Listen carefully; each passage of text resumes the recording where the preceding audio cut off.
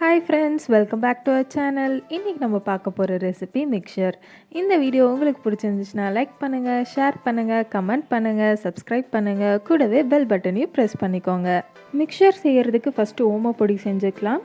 ஓமப்பொடி செய்ய தேவையான பொருட்கள்: கடலை மாவு 2 கப், அரிசி மாவு 1/4 கப், உப்பு தேவையான அளவு, கூடவே வெண்ணெய் 1.5 டேபிள் ஸ்பூன் எடுத்துக்கோங்க. ஓமப்பொடி செய்கிறதுக்கு நம்ம இங்கே ஓமம் யூஸ் பண்ண போகிறது கிடையாது.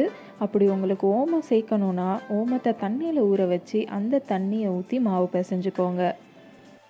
இப்போது கடலை மாவு, அரிசி மாவு, உப்பு, வெண்ணெய் எல்லாத்தையுமே ஆட் பண்ணி நம்ம நல்லா கலந்து விட்டுக்கலாம்.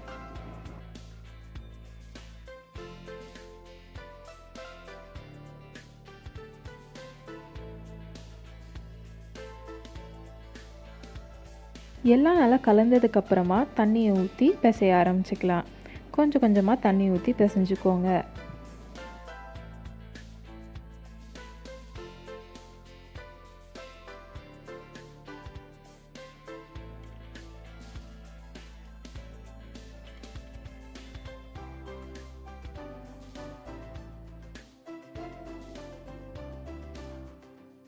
நம்ம நார்மலாக சப்பாத்தி மாவு பிசைகிற அளவு பதத்துக்கு பிசைஞ்சாலே போதும்.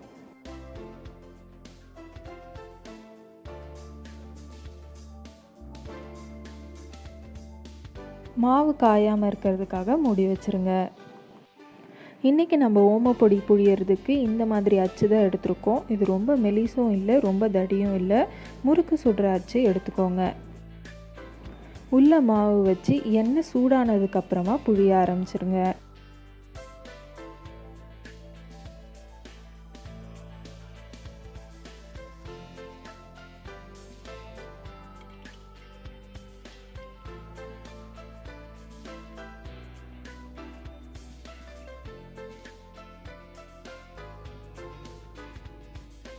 நீங்கள் நேராக எண்ணெயிலே கூட புழிஞ்சிக்கலாம். அப்படி உங்களுக்கு கஷ்டமாக இருந்துச்சுன்னா ஒரு தட்டில் எண்ணெய் தடவி அதில் புழிஞ்சிக்கிட்டு அதுக்கப்புறமா எண்ணெயில் போட்டு எடுத்துக்கோங்க.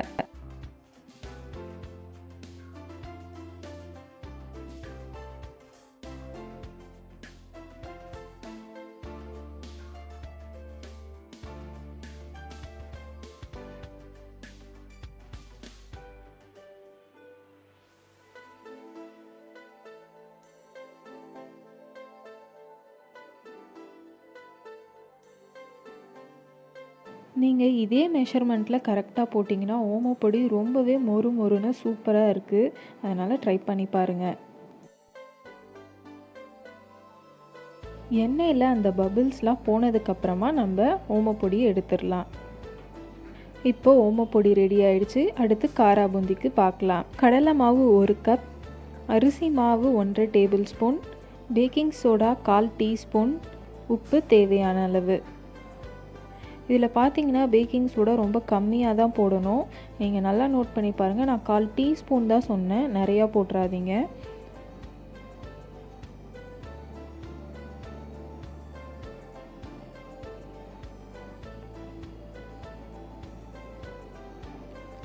இப்போது கடலை மாவு, அரிசி மாவு, பேக்கிங் சோடா, உப்பு எல்லாத்தையுமே ஆட் பண்ணியாச்சு. எல்லாத்தையும் நல்லா கலந்துக்கோங்க. கொஞ்சம் கொஞ்சமாக தண்ணி ஊற்றி கலந்துட்டே வாங்க. இது ரொம்ப கெட்டியாக இருக்கணும்னு கிடையவே கிடையாது. தோசை மாவை விட இன்னும் கொஞ்சம் தண்ணியாக இருந்தால் கரெக்டாக இருக்கும்.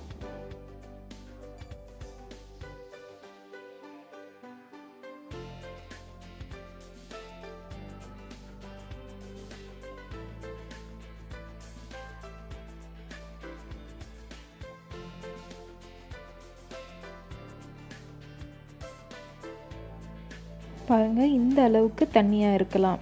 இப்போது எண்ணெயை நல்லா காய வச்சு ஓட்டையாக இருக்கிற ஜல்லி கரண்டி எடுத்துக்கோங்க. அதே மாதிரி அதை தேய்க்கிறதுக்காக ஒரு சாதா கரண்டி எடுத்துக்கோங்க. எண்ணெய் காஞ்சதும் இந்த மாதிரி ஜல்லி கரண்டியில் ஊற்றுனீங்கன்னா அது அழகாக ரவுண்டாக குட்டி குட்டியாக வந்துடும்.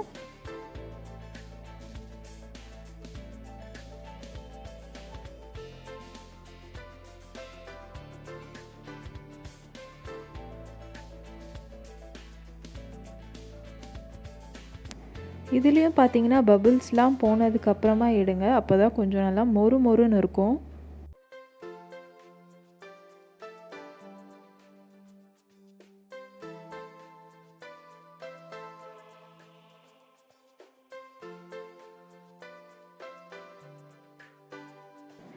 இப்போ பபிள்ஸ்லாம் போயிடுச்சு, நம்ம எடுத்துடலாம். மொறு மொறுன்னு காரா பூந்தியும் ரெடி ஆகிடுச்சு. அடுத்து இன்னும் கொஞ்சம் எண்ணெயில் வறுக்க வேண்டியதெல்லாம் இருக்குது. அது என்னன்னு பார்த்தீங்கன்னா, நிலக்கடலை, பூண்டு நல்லா நசுக்கிக்கோங்க, பொட்டுக்கடலை, கருவேப்பிலை, முந்திரி பருப்பு, அவல், கடைசியாக ஸ்பைஸ்க்காக தனி மிளகாய் தூளும் பெருங்காயத்தூளும். இப்போ எண்ணெயில் நிலக்கடலையை வறுத்துக்கலாம்.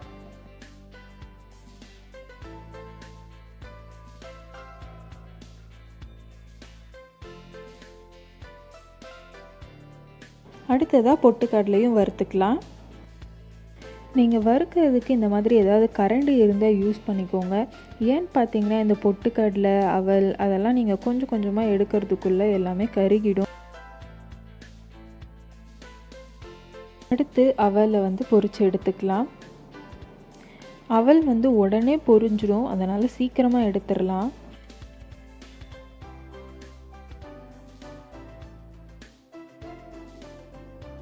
முந்திரியும் வறுத்துக்கலாம்.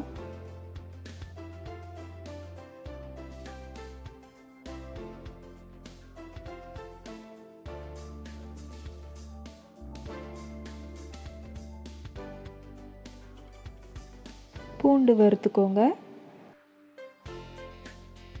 நம்ம வீட்டிலே மிக்சர் செய்கிறதுனால நம்மளுக்கு தேவையான அளவு போட்டுக்கலாம். முந்திரி நிறையா இருந்தால் பிடிக்கும், சில பேருக்கு கம்மியாக இருந்தால் பிடிக்கும். அதனால் அவங்கவுங்க தேவைக்கு ஏற்ற மாதிரி நம்ம சேர்த்துக்கலாம். கடைசியாக நம்ம கருவேப்பிலையை பொரித்து எடுத்துக்கலாம். கருவேப்பிலையை பொரிக்கும் போது ரொம்ப ஜாக்கிரதையாக இருக்கணும், ஏன்னா எண்ணெய்லாம் ரொம்ப மேலே தெரிக்கும். அதனால் தள்ளி நின்னே பொரித்து எடுத்துக்கோங்க. இப்போ எல்லாத்தையுமே மிக்ஸ் பண்ணிடலாம். ஃபஸ்ட்டு ஓமப்பொடியை லைட்டாக உடச்சி விட்டுக்கோங்க, ஏன்னா எல்லாத்தையும் சேர்த்து கலக்கும்போது அது இன்னும் கொஞ்சம் உடையும்.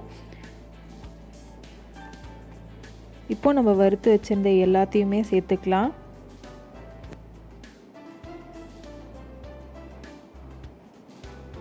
கூடவே உங்களுக்கு தேவையான அளவு உப்பு,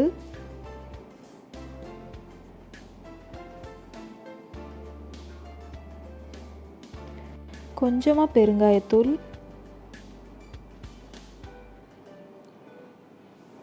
தேவையான அளவு தனி மிளகாய் தூள். உங்களுக்கு காரம் அதிகமாக வேணும்னா நிறையா போட்டுக்கோங்க, கம்மியாக வேணும்னா கம்மியாக போட்டுக்கோங்க. எல்லாத்தையும் நல்லா கலந்து விட்டுக்கோங்க. எல்லா இடத்துலையும் உப்பு காரம்லாம் பரவுற மாதிரி பார்த்துக்கோங்க. அவ்வளோதாங்க, ரொம்பவே சூப்பராக மொறு மொறுன்னு மிக்சர் ரெடி ஆகிடுச்சு. இந்த தீபாவளிக்கு மறக்காமல் ட்ரை பண்ணி பாருங்கள். தேங்க்ஸ் ஃபார் வாட்சிங்.